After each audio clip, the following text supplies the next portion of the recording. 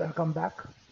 ഇന്നത്തെ സ്ലൈഡ് നോക്കൂ. Risk assessment എന്നുള്ള ഒരു സ്ലൈഡായിട്ടിരിക്കുന്നത്. Risk assessment is a term use to describe the overall process or method of. എന്താണ് റിസ്ക് അസസ്മെന്റ് എന്ന് പറയുന്ന ഒരു ടേം? റിസ്ക് മാനേജ്മെന്റിൽ വരുന്ന ഒരു ടേമാണ്. എന്തിനാണ്? അതിൻ്റെ ഓവറോൾ പ്രോസസ്സ്, ആ പ്രക്രിയ വിവരിക്കാൻ വേണ്ടി ഉപയോഗിക്കുന്ന, ഡിസ്ക്രൈബ് ചെയ്യാൻ വേണ്ടി ഉപയോഗിക്കുന്ന ഒരു ടേമാണ് റിസ്ക് അസസ്മെന്റ് എന്ന് പറയുന്നത്. അപ്പോൾ റിസ്ക് അസസ്മെന്റ് എങ്ങനെയാണ് ചെയ്യുക? റിസ്ക് അസസ്മെന്റ് വെറുതെ അങ്ങ് ചെയ്യാൻ പറ്റില്ല. ആദ്യമായിട്ട് എന്ത് ചെയ്യുന്നു? 3 എലിമെന്റ്സ് കൂടെ മാത്രമേ നിങ്ങൾക്ക് റിസ്ക് അസസ്മെന്റ് കണ്ടക്ട് ചെയ്യാൻ. അസസ് ചെയ്യാന്ന് വെച്ചാൽ വിലയിരുത്തുക എന്നുള്ളതാണ് മലയാളത്തിലെ മീനിങ്. അപ്പം ഒരു റിസ്കിനെ വിലയിരുത്തണം എന്നുണ്ടെങ്കിൽ നിങ്ങൾക്ക് 3 കാര്യങ്ങൾ ചെയ്തിരിക്കും. ആദ്യത്തെ കാര്യം ചെയ്യേണ്ടത് കഴിഞ്ഞാൽ ഐഡന്റിഫൈ ഹസാർഡ്. ആദ്യം എന്ത് ചെയ്യുക? ഹസാർഡിനെ ഐഡന്റിഫൈ ചെയ്യുക. എന്ന് വെച്ചാൽ ഹസാർഡ് എന്ന് വെച്ചാൽ എന്താ? Potential which can cause injury, loss or damage. ഏത് സബ്സ്റ്റൻസ് ആയിക്കോട്ടെ, ശക്തി ആയിക്കോട്ടെ, ഇവൻ്റ് ആയിക്കോട്ടെ, എനർജി ആയിക്കോട്ടെ, ഏതിനാണ് ഇത് ചെയ്യുന്ന ഇഞ്ചുറി സൃഷ്ടിക്കാനും ഫാറ്റലിറ്റി സൃഷ്ടിക്കാനും അതേപോലെ പ്രോപ്പർട്ടി ഡാമേജ് ഒക്കെ സൃഷ്ടിക്കാൻ കഴിവുള്ളതിനാണ് ഹസാർഡ് എന്ന് പറയുന്നത്. അപ്പം ആ വിനാശം സൃഷ്ടിക്കാവുന്ന ഘടകത്തെ നിങ്ങൾ ആദ്യം ഐഡന്റിഫൈ ചെയ്യണം. അതാണ് ഐഡന്റിഫൈ ഹസാർഡ് എന്ന് പറയുന്നത്. രണ്ടാമത്തത് analyse and evaluate the risk associated with that hazard. ആദ്യത്തെ നോക്കിയോളൂ. Identify hazard and risk factors that have the potential to cause harm. രണ്ടാമത്തെ analyse and evaluate the risk associated with that hazard. പിന്നെ എന്ത് ചെയ്യണം? Analyse ചെയ്യണം. പിന്നെയോ analyse ചെയ്യുന്ന വെച്ചാൽ എന്താ? ഒരു വിശകലനം ചെയ്യണം. പിന്നെ ഇവാലുവേറ്റ് ചെയ്യുന്ന വെച്ചാൽ എന്താ? അതിനൊരു പഠിക്കണം. രണ്ടും എന്താണ്? ഈ ഹസാർഡിൽ നിലനിൽക്കുന്ന റിസ്കുകൾ ഏതെല്ലാണെന്ന് നമുക്ക് എന്ത് ചെയ്യുന്നു? ഒരു വിശകലനം, എന്നിട്ട് ആഴത്തിലുള്ള പഠനം നടത്തണം. അതാണ് ഇതിൽ വരുന്ന 2 ഘടകമാണ്: risk analysis and risk evaluation. ഈ 2 കാര്യമാണ്. ഇനിയോ അത് കാര്യം കഴിഞ്ഞു കഴിഞ്ഞാൽ എന്തെല്ലാണ് ഇതിൽ വരാൻ പോകുന്നതൊക്കെ മനസ്സിലാക്കി കഴിഞ്ഞാൽ ആ വരാൻ പോകുന്നതിന് എന്ത് ചെയ്യണം? നമുക്ക് തടുക്കണം. അതിനെയാണ് എന്ത് പറയുന്നത്? ഹസാർഡ് കൺട്രോൾ അല്ലെങ്കിൽ ഹസാർഡ് എലിമിനേഷൻ എന്ന് പറയുന്നത്. അതാണ് determine appropriate ways to eliminate the hazard or control the risk when the hazard cannot be eliminated. അവിടെ വരുന്നത് എന്താണ്? റിസ്ക് കൺട്രോൾ ആണ് വരുന്നത്.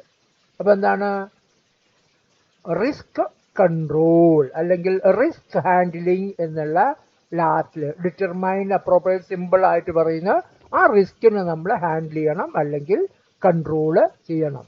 Determine appropriate vase. അപ്രോപ്രിയേറ്റ് എന്ന് വെച്ചാൽ അനുയോജ്യമായ എന്തെങ്കിലും ചെയ്താൽ പോരാ, അതിന് അനുയോജ്യമായ മാർഗം ഉപയോഗിച്ച് ഹസാർഡിനെ പൂർണ്ണമായിട്ടും എലിമിനേറ്റ് ചെയ്യുക, ഇല്ലാതാക്കുക. ഓർ അല്ലെങ്കിൽ എലിമിനേഷൻ എപ്പോഴും പോസിബിൾ അല്ല, പൂർണ്ണമായി ദൂരീകരിക്കാൻ പറ്റില്ല. അപ്പം എന്ത് ചെയ്യുക? പറ്റില്ല. എന്ത് ചെയ്യുക? അതിനെ നിയന്ത്രിച്ച് വെക്കുക. Control the risk.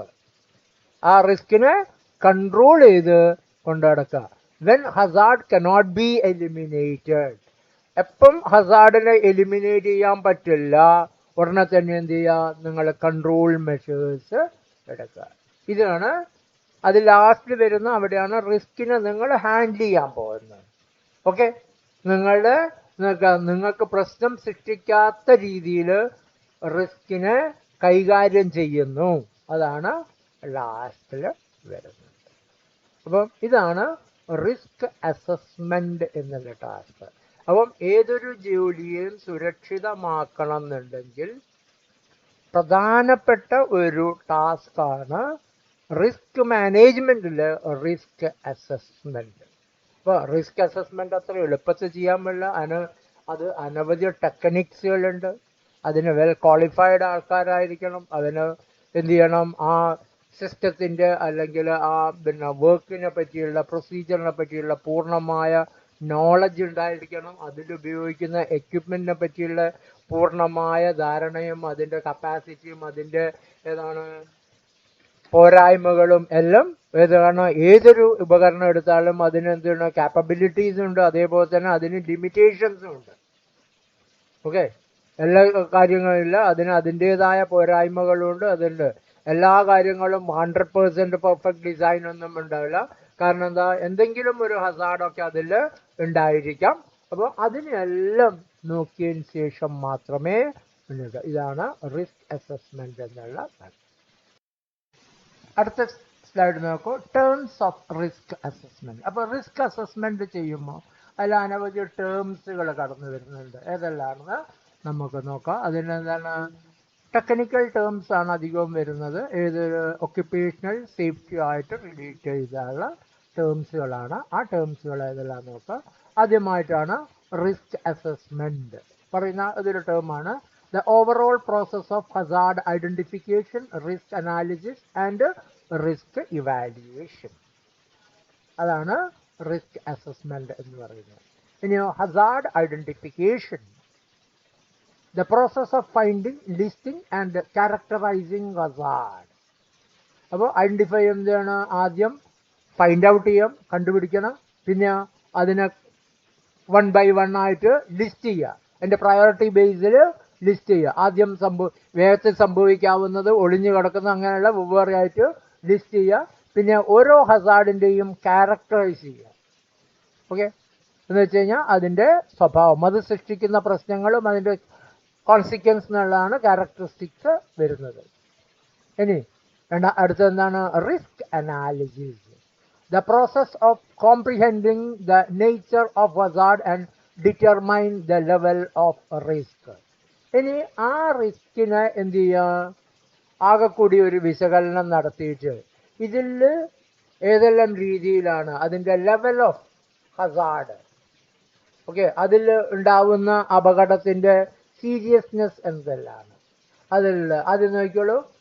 അതിന് 3 ആയിട്ട് തരംതിരിക്കുക അനലൈസ് ചെയ്യുന്ന. Risk analysis provides a basis of risk evaluation and decision about risk control. Okay, അപ്പോൾ അനലൈസ് കൂടെയാണ് നിങ്ങൾക്ക് മനസ്സിലാവുന്നത്. റിസ്ക് കൺട്രോൾ ചെയ്യാൻ ഞാൻ ഇന്നതൊക്കെ അനലൈസ് ചെയ്യാതെ റിസ്ക് കൺട്രോൾ മെഷേഴ്സ് കിട്ടില്ല. നിങ്ങൾക്ക് എന്തെങ്കിലും ഒരു കൺട്രോൾ മെഷർ എടുക്കണം എന്നുണ്ടെങ്കിൽ എന്തിനു വേണ്ടി എടുക്കണം, എന്ത് കാര്യത്തിന് വേണ്ടി എന്നുള്ളൊരു പ്രശ്നമുണ്ട്. ആ കാര്യം നമ്മൾ ആദ്യം അറിയാണ് അനലൈസ് കൂടെ. രണ്ടാമത്, information can include current and historical data, theoretical analysis, informed opinion and concern of stakeholders. എന്ന് നോക്കിയോളൂ, ഈ അനലൈസിന് വേണ്ടിയുള്ള ഇൻഫർമേഷൻസ് എവിടെ നിന്ന് കിട്ടും? നിങ്ങൾക്ക് പഴയ ഡാറ്റകളിൽ നിന്ന് എടുക്കുക. അതാണ് ഹിസ്റ്റോറിക് ഡാറ്റ എന്ന് പറയുന്നത്. നമ്മൾ പണ്ട് രേഖപ്പെടുത്തിയതായിട്ടും കഴിഞ്ഞു പോയ കാര്യങ്ങൾ എടുക്കാം. പിന്നെയോ തിയററ്റിക്കൽ ആയിട്ടുള്ള ശാസ്ത്രീയപരമായിട്ടുള്ള ഡാറ്റകൾ നമുക്ക് കറക്റ്റ് ചെയ്തെടുക്കാം. പിന്നെ പല തൊഴിലാളികളിൽ നിന്നൊക്കെ ഇൻഫോംഡ്, അവരത് അറിയിക്കപ്പെട്ട ഇന്ന പ്രശ്നമുണ്ട്, കാര്യങ്ങളുണ്ടെന്ന് അറിയുന്നത്, ഒപ്പീനിയൻസ് ഉണ്ട്. പിന്നെ പലരുടെ വർക്ക് എക്സ്പീരിയൻസും കാര്യങ്ങൾ കൂടെ കിട്ടുന്നതും അറിയാം. ഓക്കെ, അപകടത്തിൽ കൊണ്ട് അനുഭവത്തിൽ കൂടിയും ഒക്കെ ഉള്ള കാര്യങ്ങൾ. അടുത്തത് എന്താണ്? Risk analysis include risk estimation. ഇവിടെ അനലൈസിൽ കൂടെ നമ്മൾ ഒരു എസ്റ്റിമേഷൻ, കാരണം എന്താണ്, ഈ റിസ്ക് നമ്മളുടെ കൺട്രോളിൽ വരുമോ? കാരണം എക്സിസ്റ്റിംഗ് എക്യുപ്മെന്റും കാര്യങ്ങളും ഉപയോഗിച്ച് നമുക്ക് ഈ ജോലിയെ റിസ്കിനെ കൺട്രോൾ ചെയ്തുകൊണ്ട് കംപ്ലീറ്റ് ചെയ്യാൻ പറ്റുമോ? ഇവിടെയാണ് നമ്മൾ ഡിസിഷൻ എടുക്കുന്നത്. ഇത് ഈ വർക്ക് നമ്മൾ സ്വന്തമായിട്ട് ചെയ്യണോ, അതോ അല്ലെങ്കിൽ ആർക്കെങ്കിലും ട്രാൻസ്ഫർ ചെയ്ത് തേർഡ് പാർട്ടിക്ക് ട്രാൻസ്ഫർ ചെയ്യണോ, അല്ലെങ്കിൽ ഇതിനെ റീറ്റെയിൻ ചെയ്തുകൊണ്ട് ജോലി ചെയ്യണോ? അങ്ങനെയുള്ള പല അതിലാണ് പറയുന്നത് റിസ്കിനെ എസ്റ്റിമേറ്റ് ചെയ്യുക. ഇതിലാണ് റിസ്ക് അനാലിസിസ് എന്ന് പറയുന്നത്. അടുത്തത് risk evaluation. The process of comparing an estimated risk against given risk criteria to determine the significance of the risk. അപ്പോൾ നിങ്ങൾ ഇന്ന് പ്രയോറിറ്റി ബേസിൽ വിലയിരുത്തിയതിന് ശേഷം ഓക്കെ അതിനെന്ത് ചെയ്യുക, റിസ്കിന് ഗിവൺ ക്രൈറ്റീരിയ ആയിട്ട് ഒന്ന് കമ്പയർ ചെയ്തിട്ട് പഠിച്ചിട്ട് അതിൻ്റെ എന്താണ് പ്രാധാന്യം മനസ്സിലാക്കുക. ഓക്കെ, ഈ കൺട്രോൾ ചെയ്യുമ്പോൾ ഇന്ന് വരും ഇന്നുള്ള അതാണ് റിസ്കിന്റെ സിഗ്നിഫിക്കൻസ് എന്ന് പറയുന്നത്. ഓക്കെ, അടുത്തത് റിസ്ക് കൺട്രോൾ. അതാണ് ഇനി നിയന്ത്രിക്കാൻ വേണ്ടിയുള്ള മെഷേഴ്സ് നിങ്ങൾ ഇംപ്ലിമെന്റ് ചെയ്യണം. അപ്പോൾ ഇംപ്ലിമെന്റ് ചെയ്യുന്നുള്ള ഏത് മെഷേഴ്സ് ഞാൻ എടുക്കും അതുപോലെ നേരത്തെ ഹറാച്ചി ഓഫ് കൺട്രോൾ അവിടെയാണ് വരുന്നത്. എലിമിനേഷൻ എടുക്കണോ, സബ്സ്റ്റിറ്റ്യൂഷൻ എടുക്കണോ, അതോ എഞ്ചിനീയറിംഗ് എടുക്കണോ? എഞ്ചിനീയറിംഗ് ആകുമ്പോൾ ഏത് ഉള്ളതാണ് എടുക്കേണ്ടത്? ഇനി അഡ്മിനിസ്ട്രേറ്റീവ് കൺട്രോൾ എടുക്കണോ, അല്ലെങ്കിൽ പേഴ്സണൽ പ്രൊട്ടക്ഷൻ ഏതായാലും വേണം. അത് ലാസ്റ്റിൽ മാത്രമേ ചിന്തിക്കാൻ പാടുള്ളൂ, ആദ്യമേ ചിന്തിക്കേണ്ട കാര്യമില്ല. ആദ്യത്തെ ഫസ്റ്റ് കൺട്രോൾ അതിൽ ദ സൂപ്പർ മോസ്റ്റ് അല്ലെങ്കിൽ ഏറ്റവും പ്രാധാന്യം വരുന്നത് എലിമിനേഷൻ. എലിമിനേഷൻ കഴിയുന്നതിൽ അടുത്ത് വരുന്നതാണ് സബ്സ്റ്റിറ്റ്യൂഷൻ. ഓക്കെ, ഇത് രണ്ടെടുത്ത് കഴിഞ്ഞാലും പിന്നെ എഞ്ചിനീയറിങ്ങും അഡ്മിനിസ്ട്രേറ്റീവ് മെത്തേഡ് നമ്മൾ ഫോളോ ചെയ്തേ പറ്റും.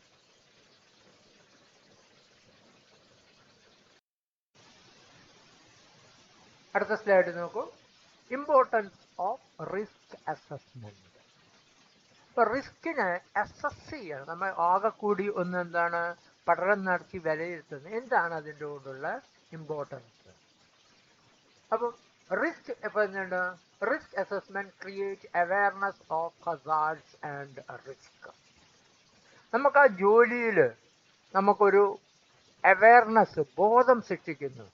ഇത് ഈ വർക്ക് ചെയ്യുമ്പം എന്തെല്ലാം അപകടം വരുന്നു, ഈ വർക്കിന് ഞാൻ എങ്ങനെ എന്തെല്ലാണ് റിസ്ക് കാര്യങ്ങൾ എന്നുള്ള പൂർണ്ണമായിട്ടുള്ള ഒരു ഏതാണ് അവയർനെസ് സൃഷ്ടിക്കുന്നത്, ബോധം, അതിനെപ്പറ്റി അറിവ്.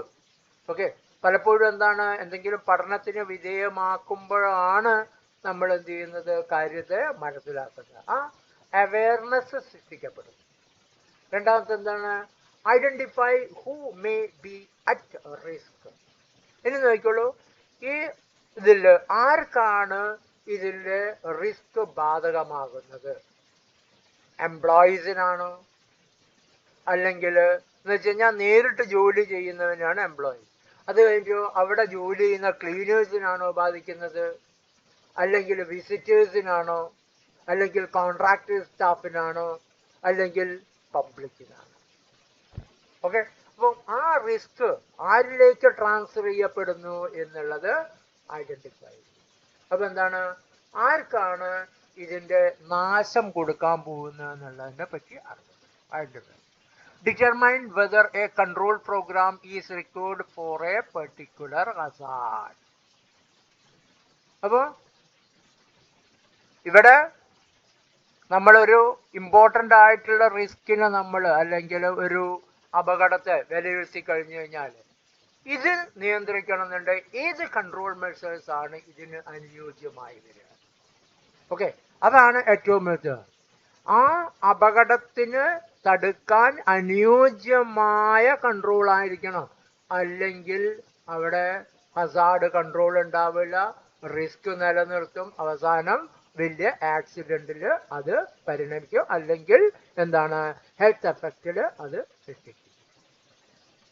പിന്നെയോ determine if existing control measures R adequate or if more should be done. ഇനി എന്താണ്, ആ പ്ലാന്റിനകത്ത് ഓൾറെഡി ഒരു HSE സിസ്റ്റം ഉണ്ടാവും. ആ ഇപ്പോൾ ഇംപ്ലിമെന്റ് ചെയ്ത HSE സിസ്റ്റത്തിന്റെ ഉള്ളിൽ ഇതിനെ കൺട്രോൾ ആവുമോ? ഇനി കൺട്രോൾ ആവില്ലെങ്കിൽ ഇതിനെ പുറത്ത് എന്ത് അഡീഷണൽ ആയിട്ട് നമ്മൾ കൊണ്ടുവരണം?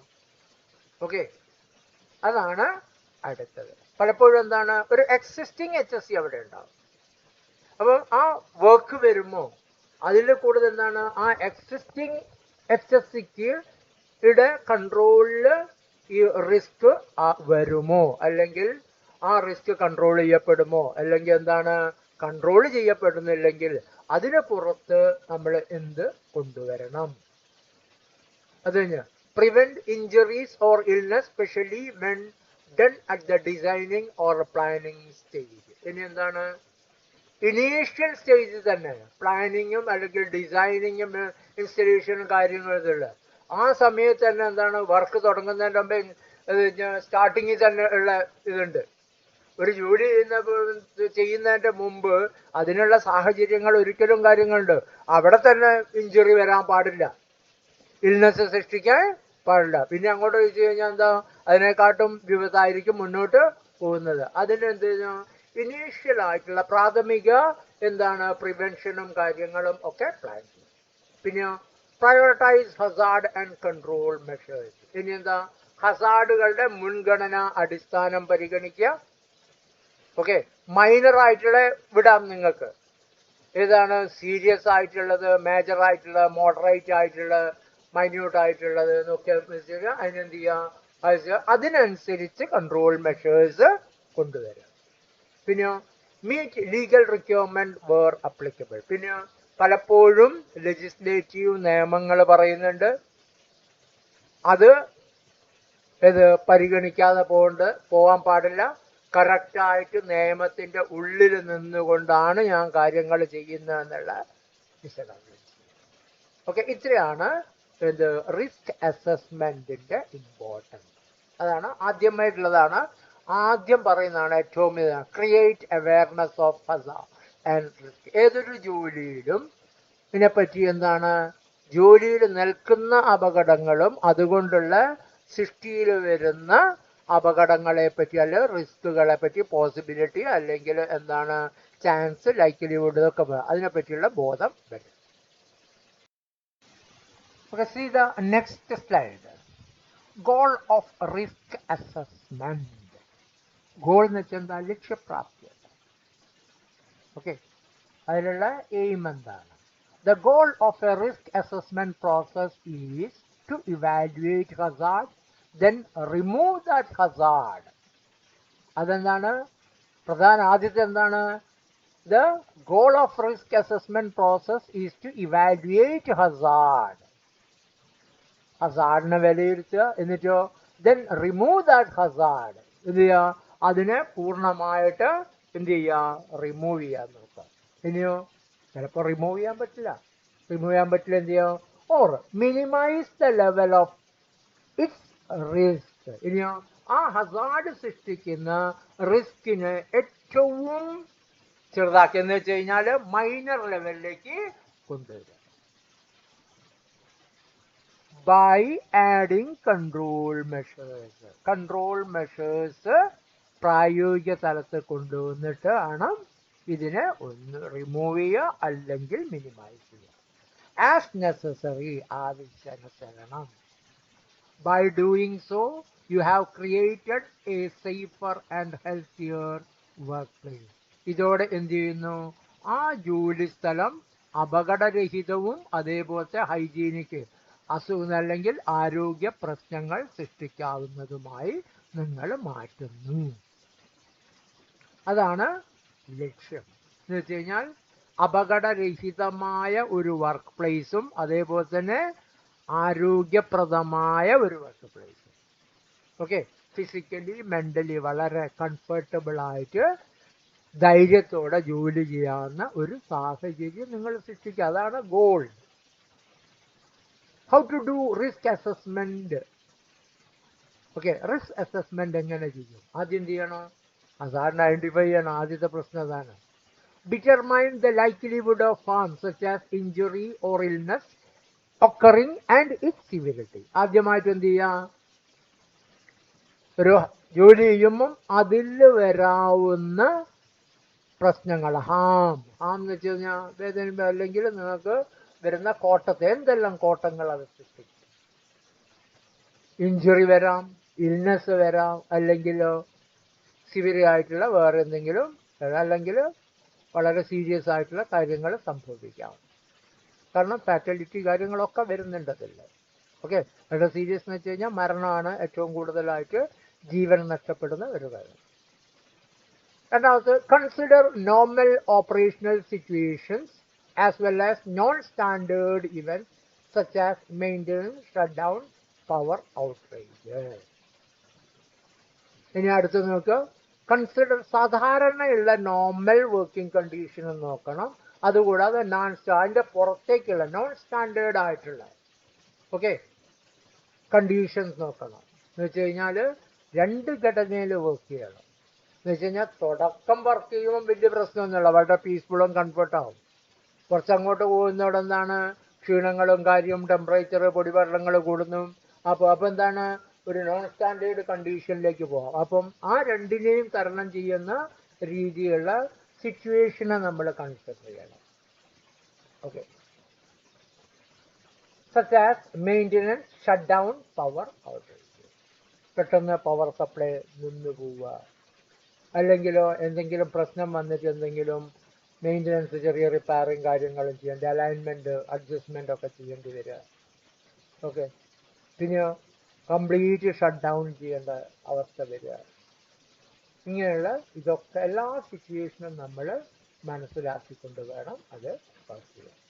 അടുത്തത്, review all available health and safety information about Hazard such as safety data sheet, manufacturers litres. ഇനി അതിൽ ഉപയോഗിക്കുന്ന കെമിക്കലോ അല്ലെങ്കിൽ ആരോഗ്യ പ്രശ്നങ്ങൾ സൃഷ്ടിക്കുന്ന സബ്സ്റ്റൻസ് കാര്യങ്ങൾ ഒക്കെ ഉപയോഗിക്കുന്നുണ്ടെങ്കിൽ അതിൻ്റെ സേഫ്റ്റി ഡാറ്റ ഷീറ്റിനെ നമ്മൾ പഠിച്ചിരിക്കണം. പഠിച്ചാൽ മാത്രം പോലെ എന്തെങ്കിലും പ്രശ്നം ഉണ്ടാവണം, ഇന്ന കണ്ടീഷൻ പറയൂ, ആ കണ്ടീഷൻ നേരിടാവുന്ന സാഹചര്യം നമ്മളവിടെ സൃഷ്ടിക്കും വേണം. ഓക്കെ, ചിലപ്പോൾ എന്താണ് എന്തേ സംഭവിച്ചു കഴിഞ്ഞാൽ ഇന്ന റെമഡീസ് എന്ന് പറയുന്നുണ്ട്. ആ റെമഡി നമ്മൾ ആദ്യമേ, അല്ലെങ്കിൽ ആ സമയത്ത് സംഭവിച്ചതിന് ശേഷം റെമഡിക്ക് ഓടിയിട്ട് കാര്യമില്ല. അതെല്ലാം നമ്മളെ മുന്നിൽ ഉണ്ട്. ഇവിടെ നോക്കിക്കോളൂ, ഞാൻ MSDS എന്നുള്ളതിന് SDS എന്നുള്ളതാണ് ഉപയോഗിക്കുന്നത്. MSDS എന്നുള്ളത് പഴയ ടേമാണ്, SDS ആണ് ഇപ്പോഴത്തെ പുതിയ ടേം. രണ്ടും വരുന്നുണ്ട്. ഓക്കെ, അല്ലെങ്കിൽ അതിനെന്താണ് മാനുഫാക്ചർ തന്നിട്ട് then identify action necessary to eliminate the hazard. ഇനിയോ SDS പല കാര്യങ്ങൾ പറയുന്നുണ്ട്, നിങ്ങൾ എന്തെല്ലാം കൺട്രോൾ മെഷേഴ്സ് അതൊക്കെ എടുക്കുക. Look at the next slide. അടുത്ത സ്ലൈഡിലേക്ക് നോക്കൂ. How to do hazard identification. അപ്പോൾ അതിന് തുടക്കം പറയുന്നുണ്ട് ഹസാർഡ് ഐഡന്റിഫൈ ചെയ്യൂ, ഹസാർഡ് ഐഡന്റിഫൈ ചെയ്യൂ. പക്ഷെ നിങ്ങൾ എങ്ങനെ ചെയ്യും? അതാണ് വലിയൊരു ഘടന. ഹസാർഡ് ഐഡന്റിഫൈ ചെയ്യാതെ നിങ്ങൾക്ക് ഒരു കൺട്രോൾ മെഷേഴ്സും എടുക്കാൻ പറ്റില്ല. ആദ്യത്തെ അറിഞ്ഞു കഴിഞ്ഞാലേ എന്തെങ്കിലും കാര്യം ചെയ്യാൻ കഴിയുള്ളൂ. അപ്പോൾ അറിവെങ്ങനെ നേടും? ആദ്യത്തേത്, look at all aspect of work including non routine activities such as maintenance, repair or cleaning. ഇനിയോ ഒരു ജോലിയുടെ അനുബന്ധമായി വരുന്ന എല്ലാ ആക്ടിവിറ്റീസും നിങ്ങൾ എന്തെല്ലാം ആക്ടിവിറ്റീസ് അവിടെ വരുന്നുണ്ട്? മെയിൻ്റനൻസ് വരുന്നുണ്ട്, റിപ്പയർ വരുന്നുണ്ട്, ക്ലീനിങ് വരുന്നുണ്ട്, ഓക്കെ, വേസ്റ്റ് ഡിസ്പോസൽ വരുന്നത്, ഇങ്ങനെ പല കാര്യങ്ങളുണ്ട്. ഓക്കെ, ആ എല്ലാ ആസ്പെക്ട്സിലേക്കും നോക്കുക. Look at incident, accident, near misses, record. അതേപോലെ തന്നെ ഈ ജോലിയിൽ പണ്ടുള്ള റെക്കോർഡുകൾ നോക്കുക. അതെല്ലാം എന്തെല്ലാം ആക്സിഡന്റ് നടന്നിട്ടുണ്ട്, ഇൻസിഡൻസ് ഏതെല്ലാം നടന്നിട്ടുണ്ട്, നിയർ മിസ്സസ് ഏതെല്ലാം നടന്നിട്ടുണ്ട്. Okay, include people who work off-site either at home or other job site, divers, teleworkers with cleans, etc. ഇനിയോ ആ ജോലിയായിട്ട് പ്രത്യക്ഷത്തിൽ ഇടപെടുന്നതും അപ്രത്യക്ഷമായ ദൂരെ നിന്നുമായിട്ട് അതിനെ ബന്ധപ്പെടുന്നവരെയും കൂടി പഠിക്കുക. ഇപ്പം നിങ്ങൾ വീട്ടിൽ നിന്നൊക്കെ പണിയെടുക്കാന്നല്ല, ഇപ്പം കൊറോണയുടെ നിങ്ങൾക്ക് ഏകദേശം മനസ്സിലാകും, എല്ലാവരും ഓഫീസിലൊന്നും പോകുന്നില്ല എന്ന്. അതുകൊണ്ട് പ്രത്യക്ഷത്തിൽ ഓഫീസിലിരുന്ന് ചിലർക്ക് അവിടെ എത്തിയാലേ പറ്റും, ചില കാര്യങ്ങൾ അവിടെ നിന്ന് ചെയ്യാൻ പറ്റുള്ളൂ. ഇതെന്താണ് അനുബന്ധങ്ങൾ മറ്റുള്ളവർക്ക് റിമോട്ടിൽ നിന്നും ചെയ്യാം. അത് ആരെല്ലാണ് എന്നുള്ളത് അറിയുക. അപ്പം ഇതുമായിട്ട് ആരെല്ലാം ബന്ധപ്പെടുന്നുണ്ട്. Then look at foreseeable unusual condition. Okay, look at foreseeable unusual condition. Unusual എന്ന് വെച്ചാൽ സാധാരണ ഇല്ലാത്ത പെട്ടെന്ന് സൃഷ്ടിക്കുന്ന കണ്ടീഷൻ. ഫോർ എക്സാമ്പിൾ എന്താണ് പോസിബിൾ ഇമ്പാക്ട് ഓൺ ഹസാർഡ്. ഒരു ഹസാർഡ് വരുമ്പം വരുന്ന പ്രശ്നങ്ങൾ. Control procedures that may be unavailable in an emergency situation. ചിലപ്പോൾ കൺട്രോൾ പ്രൊസീജിയർ കാര്യം പറഞ്ഞിട്ടുണ്ട്, പക്ഷെ എന്താണ് എമർജൻസി സിറ്റുവേഷൻ ആ സാധാരണ അവിടെ നിലയില്ല, കാര്യമില്ല. ഓക്കെ, പിന്നെ power outage, etcetera. Power supply ചിലപ്പോൾ എന്താണ്, പവർ സപ്ലൈ ഉണ്ടെങ്കിലേ വർക്ക് ചെയ്യാൻ പറ്റും, പവർ സപ്ലൈ ഇല്ലെങ്കിലേ വർക്ക് ചെയ്യില്ല. അപ്പോൾ എന്താണ്, അഡീഷണൽ എമർജൻസി ആയിട്ടുള്ള ഇൻവേർട്ടർ സിസ്റ്റം അല്ലെങ്കിൽ ബാറ്ററി ബാക്കപ്പ് എന്താ വേണ്ടതെന്നുള്ള അതൊക്കെ നോക്കണം. ഇപ്പം എന്താണ്, അൺഫോർസിബിൾ, നിങ്ങൾക്ക് കാണപ്പെടാത്ത ഒളിഞ്ഞു കിടക്കുന്ന പലരും ഉണ്ട്, പ്രത്യക്ഷത്തിലില്ലാത്ത, അതൊക്കെ ഒന്ന് പഠിക്കണം. Determine whether A product, mission or equipment can be intentionally or unintentionally changed. Okay, എല്ലാ എക്യുപ്മെന്റും അതിൻ്റെതായ സേഫ് ഗാർഡുകളും കാര്യങ്ങളും ഒക്കെ ഉണ്ട്. ഓക്കെ, അതിൽ ഇന്റൻഷനലി ചിലർ എന്ത് ചെയ്യും, അതിന് പ്രശ്നങ്ങൾ സൃഷ്ടിക്കുക. അൺഇൻറ്റൻഷൻ, അറിയാതെയോ വരുന്ന പ്രശ്നം, അറിയാതെയോ വരുന്ന കണ്ടീഷൻസ്. ചിലപ്പോൾ എന്താണ്, വർക്ക് ചെയ്തുകൊണ്ടിരിക്കുമ്പോൾ എന്തെങ്കിലും ചെയ്തു, ഒരു മെയിൻ്റനൻസ് ചെയ്തു, അതിൻ്റെ സേഫ്റ്റി ഗാർഡ് വെക്കുന്നില്ല. ഓക്കെ, ചിലപ്പോൾ എന്താണ്, വേഗത്തിൽ അങ്ങ് തീർക്കാം, സമയം പോയി എന്നുള്ള നിലയ്ക്ക് അവൻ ചെയ്യുന്നതായിരിക്കും. കാരണം എന്താ, അത്രയും സമയം കൊണ്ട് എൻ്റെ ഒരു ടൈം കഴിയും, ഇതിൻ്റെ പിന്നെ ഇതിൻ്റെ എന്താണ് പെർമിറ്റ് ടൈമില്ലാതെ തീരുകയാണ്, അതുകൊണ്ട് അടിച്ചങ്ങ് വേഗം തീർക്കണം എന്നെല്ലാം പറഞ്ഞു കഴിഞ്ഞാൽ എന്താണ്, സേഫ് ഗാർഡും കാര്യമൊന്നും ചെയ്യാതെ ചെയ്യുന്നുണ്ട്. ഓക്കെ, അങ്ങനെയുള്ള കണ്ടീഷൻ സിറ്റുവേഷൻ ഒക്കെ നമ്മൾ ഇത് ചെയ്യണം. Review all phases of life cycle. പിന്നെയോ അതിൻ്റെ പൂർണ്ണമായ തുടക്കം മുതൽ അവസാനം വരെയുള്ള ഓരോ സ്റ്റേജ്, രാവിലെ മുതൽ പണി തീരുന്നതല്ല, അതിന് നമ്മൾ റിവ്യൂ ചെയ്യണം. Examine risk to visitors or the public. അതുകൂടാതെ അവിടുന്ന് അതുമായിട്ട് ജോലി ബന്ധമില്ലാതെ അതിൻ്റെ പുറത്ത് ഔട്ട്സൈഡേഴ്സ് ആയിട്ട് വരുന്നവർക്ക് വരുന്ന റിസ്കുകളൊന്ന് എക്സാമിൻ ചെയ്യണം. Consider the group of people that may have A different level of risk, such as young or inexperienced workers, persons with disabilities or new or expectant mothers. ഇനി വേറൊരു കാര്യം കൂടി ഉണ്ട്. എന്താണെന്ന് വെച്ച് കഴിഞ്ഞാൽ, ഒരു വർക്ക് ഗ്രൂപ്പിൽ എല്ലാവരും സ്കിൽഡും എക്സ്പേർട്ടും ഒന്നുമല്ല. ഓക്കെ, ഡിഫറെൻറ്റ് ലെവലിലുണ്ടാവും. വളരെ പ്രായമായിട്ടുള്ളവരുണ്ടാവും, മിഡിൽ ഏജിലുണ്ടാവും, യങ്സ്റ്റേഴ്സ് ഉണ്ടാവും. ഓക്കെ, ഇവരുള്ള നോളജ് അല്ലെങ്കിൽ അവരുടെ ക്രാഫ്റ്റ് നോളജ് എന്തായിരിക്കും, ഡിഫറെൻറ്റ് ലെവലായിരിക്കും. അപ്പം എല്ലാവരെയും ഒരേ ഐ കൊണ്ട് നിങ്ങൾക്ക് നോക്കാൻ പറ്റില്ല, അവരുടെ ഡിഫറെൻ്റ് ആയിട്ട്. അതേപോലെ സ്ത്രീകളൊക്കെ വരുന്നുണ്ടെങ്കിൽ ഗർഭിണികളായിട്ടും ഇതിലൊക്കെ ഉള്ള അവരുടെ അവസ്ഥകളുണ്ട്. ഇതൊക്കെ എന്ത് ചെയ്യണം, കൺസിഡർ ചെയ്യണം. അപ്പോൾ ആ ഗ്രൂപ്പ്, വർക്ക് ഗ്രൂപ്പിനെ കൺസിഡർ ചെയ്യണം. എന്നിട്ട് ഓരോ ഏജിൻ്റെ അടിസ്ഥാനത്തിലും പ്രശ്നങ്ങളിലും അവർക്ക് വരും. അടുത്ത സ്ലൈഡ്, ലൈക്ലിഹുഡ് ഓഫ് ഹാം. അപ്പോൾ ഇവിടെ എന്താണ്, ഇവിടെ നമുക്ക് ശാരീരികമായ പ്രശ്നങ്ങൾ വരുമ്പം അതിൻ്റെ സാധ്യതകൾ എന്തല്ല, likelihood. Okay, harm can be ranked or prioritise as. ഒരു അപകടം വരുന്നുണ്ടെങ്കിൽ ആ അപകടം ഏതെല്ലാം രീതിയിലാണ് നിങ്ങൾ കാൽക്കുലേറ്റ് ചെയ്യാൻ പോകുന്നത്. ഒന്ന്, വെരി അൺലൈക്ലി എന്ന് വെച്ചാൽ അപൂർവമായിട്ട് മാത്രം സംഭവിക്കുന്ന അപകടം. എന്ന് വെച്ച് കഴിഞ്ഞാൽ അത്രയും കെയർലെസ് ആയിട്ട് ഇതായിട്ടുണ്ടെങ്കിൽ മാത്രമേ ഈ അപകടത്തിന് സാധ്യതയുള്ളൂ. അതാണ് വെരി അൺലൈക്ലി. അതാണ് ലെസ് ദാൻ 1% ചാൻസ്. അതിനെന്താണ്, ആ അപകടത്തിൻ്റെ സാധ്യത എന്ന് പറയുന്നത് 1% മാത്രമാണ്. 1% മാത്രമുള്ളതും, പക്ഷെ ആ 1% ഉണ്ടാക്കുന്നത് കോൺസിക്വൻസ് വേറെയാണ്. 1% ചാൻസ് മാത്രമുള്ളതാണ്. അതാണ് very unlikely. Then unlikely. Unlikely എന്ന് വെച്ചാൽ എന്താ, എപ്പോഴില്ല, സംഭവിക്കാം, പക്ഷെ എന്താണ്, typically once during life time. എന്ന് വെച്ച് കഴിഞ്ഞാൽ ഒരാളുടെ ജീവിതം, അയാളുടെ ജോലി ചെയ്യുന്നതിൻ്റെ ഇടയ്ക്ക് ഒരു സമയത്തൊക്കെയാണ് സംഭവിക്കുന്നത്, അൺലൈക്ലി ആയിട്ടുള്ളത്.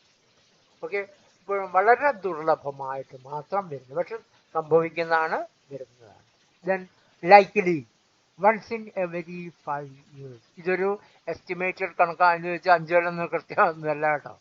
ഓക്കെ, ലൈക്ലി എന്ന് വെച്ചാൽ എന്താ, അതിന് പറഞ്ഞാൽ അൺലൈക്ലി എന്ന് വെച്ചാൽ വരലാണ്. ലൈക്ലി എന്ന് വെച്ചാൽ സ്വാഭാവികമായി നിലനിൽക്കുന്നത്.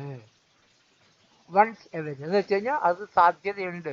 പഠനം നടത്തുമ്പോൾ ഓരോ ഇതിലും ഇത് സംഭവിച്ചതായിട്ട് കാണുന്നതാണ് likely. Very unlikely.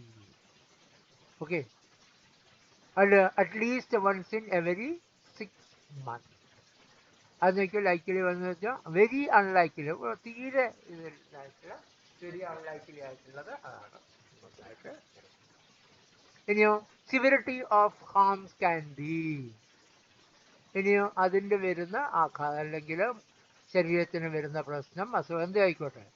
Slight harm, വളരെ very low risk or minor cuts or നിസ്സാരമായ പരിക്കുകളെ വരുന്നുള്ളൂ. ഓക്കെ, ഹാം എന്ന് വെച്ചാൽ പരിക്കാണ് ഇവിടെ പറയുന്നത്, സംഭവിക്കുന്ന പരിക്കുകളുടെ വിലയിരുത്തലാണ്. മോഡറേറ്റ് ഹാം, മോഡറേറ്റ് എന്ന് വെച്ചാൽ മോശമില്ലാത്തതാണ്, സീരിയസും അല്ല മൈനറും അതിൻ്റെ ഇടയ്ക്കുള്ളത്. Medium risk of serious sprains, fractures, deafness, dermatitis പോലെയുള്ള. ഓക്കെ, സ്പ്രെയിന് എന്താണ്, നിർവിക്കം കാര്യങ്ങളൊക്കെ വരിക, പിടുത്തം. ദെൻ ഫ്രാക്ചേഴ്സ്, എല്ല് പൊട്ടുന്ന കാര്യങ്ങൾ. ഡെഫ്നെസ് എന്ന് വെച്ചാൽ എന്താ, ചെവി കേൾക്കാതെ ആയിപ്പോയ. ദെൻ ഡെർമാറ്റിക്സ്, തൊലിക്ക് മുകളിൽ വരുന്ന അസുഖങ്ങൾ കാര്യങ്ങൾ വരിക, അതൊക്കെ മോഡറേറ്റ് ആയിട്ടുള്ള. പിന്നെ എക്സ്ട്രീം ഹാം, വലിയ ദുരന്തങ്ങൾ. ഓക്കെ, ഹാം എന്ന് വെച്ചാൽ എന്താ, ഇതിൽ എക്സ്ട്രീം, വളരെ മുകളിൽ. അതാണ് high risk major fracture, poisoning, fatal injuries.